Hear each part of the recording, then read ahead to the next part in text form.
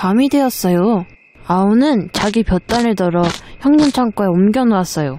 형도 자기 볕단을 덜어 아우 창고에 옮겨 놓았어요. 어디서 많이 들어본 이야기시죠? 바로 옛이야기 의존 형제입니다. 아, 저는 북한의 평양초등학교에 다니는 김주선입니다. 과자로 알아보는 남북 전래동화.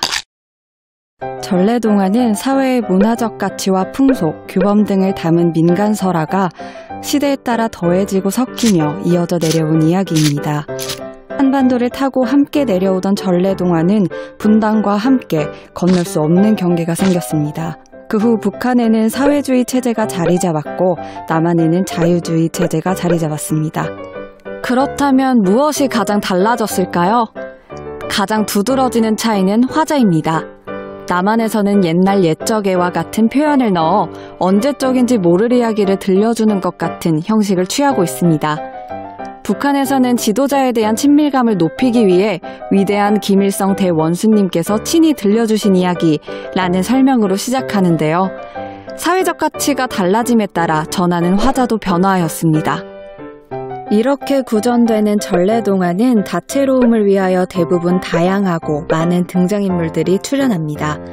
하지만 그 안에서도 사상에 따라 등장인물의 수가 달라지는데요.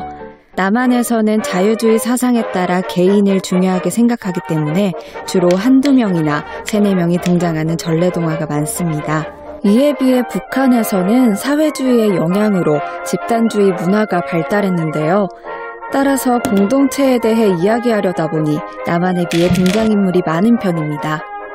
등장하는 교훈도 조금씩 차이가 있습니다. 남한에서는 개인의 중점을 두고 지혜나 자아 존중을 주제로 하는 이야기들이 많습니다. 반면에 북한에서는 사회적 가치를 중요시하는데요. 혼자만의 행복보다는 나눔의 기쁨을 가르치려 노력합니다. 또 체제 유지를 위해 나라 사랑에 대해 이야기하는 동화가 많습니다.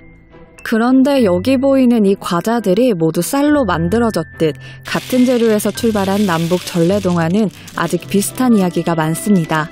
북한은 주체 사상이 생긴 이후 이념을 주입하기 위한 창작 동화들을 많이 만들었습니다. 하지만 전래동화만큼은 전통적인 인의예지라는 가치를 품은 채 북한의 어린이들에게도 전달되고 있습니다.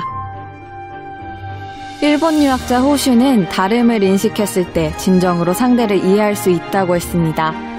남북 전래동화의 차이를 안다면 더 넓은 이해의 문을 열어줄 수 있지 않을까요? 너도 의존 형제 이야기 알아?